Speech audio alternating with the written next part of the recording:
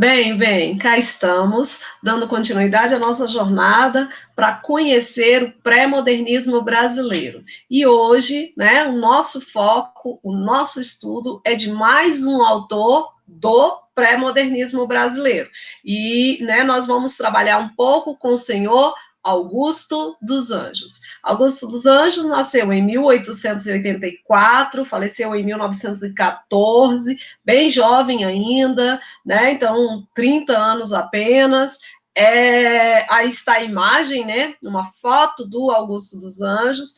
E o Augusto dos Anjos, ele é um autor atípico, né? Ele está enquadrado aqui por conta da publicação da sua obra, né, do momento, mas ele não se encaixa naquilo que nós vínhamos conversando, que é de autor pré-modernista preocupado com a realidade do Brasil, e um nacionalismo mais crítico, os tipos humanos marginalizados. O Augusto dos Anjos, ele não tem nada disso. Ele é um autor da poesia, e é uma poesia que vai da solidão, da decomposição humano e psicológica. Então, assim, tanto do aspecto físico como do aspecto interior, do psicológico do humano. Ele tem uma espécie de sincretismo porque ele une várias tendências. Aparentemente, né, não se encaixam essas várias tendências, mas na poesia dele, ele consegue reunir essas várias tendências. Então, a gente tem mistura de tendência parnasiana com tendência naturalista, com tendência simbolista, né? Então, ele consegue unir esses vários elementos. Como eu disse para vocês, morreu de tuberculose, né, aos 30 anos. Publicou um único livro, gente. Ele publicou só um livro chamado Eu, em 1912. Né? Aí a gente tem, né, a capa de uma das edições do Eu, é só a palavra Eu no centro, em vermelho, tá? E é esse texto, esse livro, que fez com que Augusto dos Anjos, né, se tornasse tão conhecido. Então, assim, ele é um caso excepcional, único na literatura brasileira. Bem, vamos falar um pouquinho sobre a vida dele, né? Ele formou-se em Direito, mas sempre foi professor de literatura. Tem uma linguagem que a gente não considera poética, que é uma linguagem cientificista, né? E alguns termos mesmo da podridão, é o escarro, é o verme, é a podridão, é a decomposição. Então, o emprego de palavras não poéticas, profundissimamente pessimista, gente. É uma outra situação, né? Ele sempre vê o aspecto da decomposição, da podridão, né? Mas extremamente pessimista. No aspecto estrutural, os poemas dele normalmente são sonetos. Lembram o que é o soneto? Um soneto é um poema formado por 2 estrofes de 4 versos e depois 2 estrofes de 3 versos. 14 versos, mas tem que ser essa distribuição. Um quarteto, um terceto, outro terceto. Bom, então ele faz uso do soneto. Além disso, os versos são versos decassílabos. O que é um verso decassílabo? Só relembrando, verso decassílabo é aquele que a gente divide as várias sílabas poéticas, né, as várias sílabas de cada linha, e nós vamos encontrar sempre 10 sílabas. Então, são os versos decassílabos. Então, ele utiliza soneto, com versos decassílabos. E, além disso, as rimas também são muito bem estruturadas, são esquematizadas. Então, ele vai trazer aqui um pouco daquilo que a gente estudou lá no parnasianismo, que é a perfeição formal, tá? Aí o pessimismo, que a gente já tinha comentado, e a aproximação, né, de Schopenhauer, que é justamente com esse aspecto do pessimismo, né? Então nós vamos encontrar a aproximação com esse filósofo, né, que traz essa ideia do pessimismo. Bom, bem, aqui eu coloquei uma outra capa do livro do Augusto dos Anjos, que é Eu e Outras Poesias. Na realidade, são publicações posteriores, porque ele publicou um único livro, é o Eu, mas quando ele morreu, ele deixou vários outros impressos, manuscritos, e aí as pessoas pegaram esses manuscritos e agregaram ao Eu. Então a gente hoje encontra Eu e Eu e Outras Poesias, né, que são esses outros textos do Augusto dos Anjos. Bom, continuando, eu vou falar um pouquinho de um poema do Augusto dos Anjos que é bastante conhecido. Ele se chama Psicologia de um Vencido. Eu coloquei aqui apenas os tercetos, tá? Então ele fala assim, olha, já o verme, este operário das ruínas, que o sangue podre das carnificinas come, e a vida em geral declara guerra, anda a espreitar meus olhos para roê-los, e há de deixar-me apenas os cabelos na frialdade inorgânica da terra. Perceberam, gente? A linguagem, os termos, coisas que a gente às vezes pensa assim, isso é poesia? Né? Por quê? Porque tem verme, sangue, carnificina, né? Que o verme vai roer os olhos. Então, assim, ele já prevendo o futuro como algo, né, bem deplorável.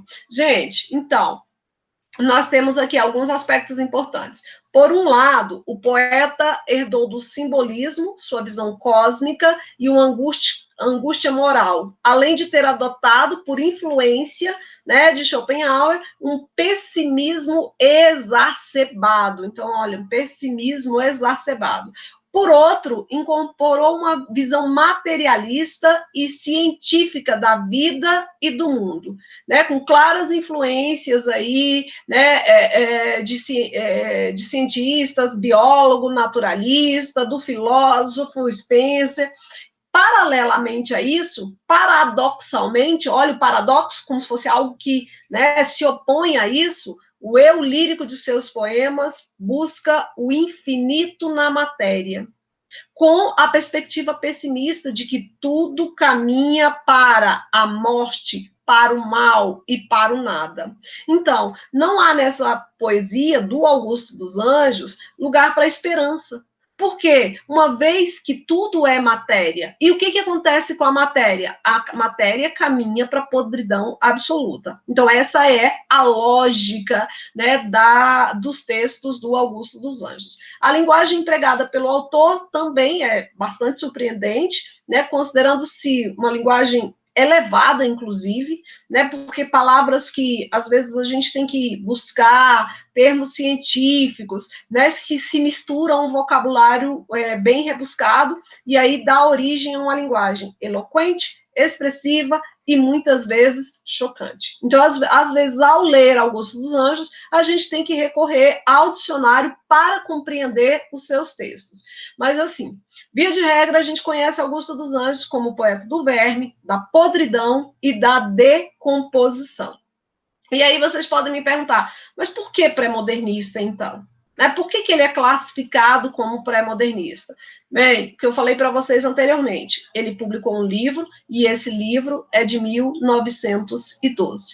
Esse é o motivo. É simplesmente a questão cronológica. Se vocês observarem as características do pré-modernismo, né, como o que nós já vimos em relação à prosa, que é o regionalismo, os tipos humanos marginalizados, os temas atuais, né, um contexto bem atualizado, não é o foco do Augusto dos Anjos. Augusto dos Anjos é poesia, né, então misturando aí características do simbolismo com o parnasianismo, com o naturalismo, e vai criar essa poesia, né, bem diferente, bem atípica.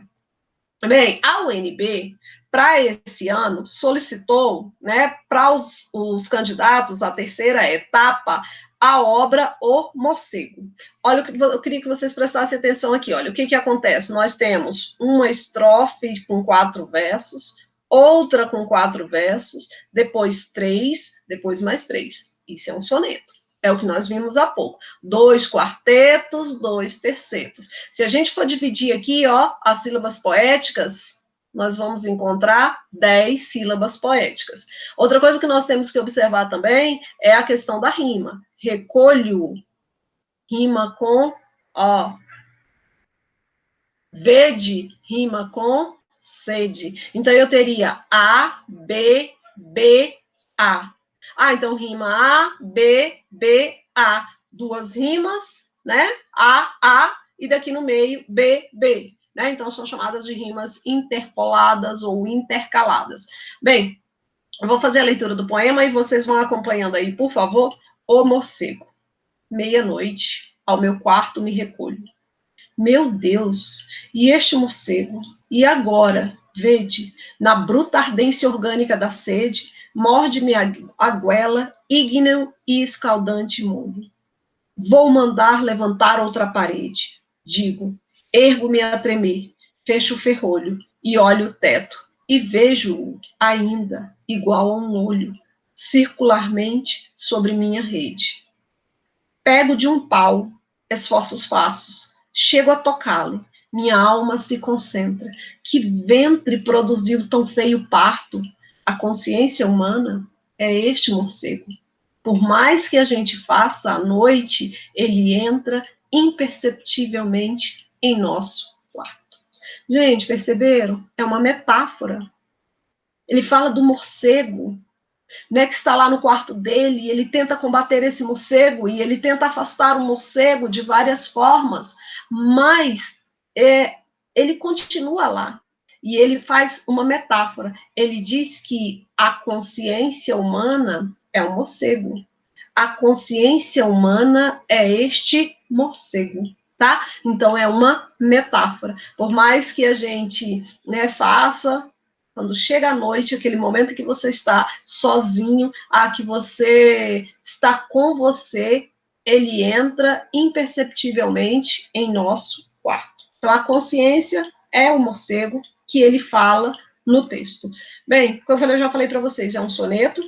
Então, esquema de rima nos quartetos, né? Eu já tinha falado para vocês. A, B, B, A. Então, olha, se vocês pegarem aqui, A, B, B, A. Já aqui no próximo quarteto, inverte. Olha, vocês viram aqui que a rima A, ela vai, né? Que a rima B, desculpa. A rima B vai aparecer aqui, então vai ser B, B, A e depois B de novo.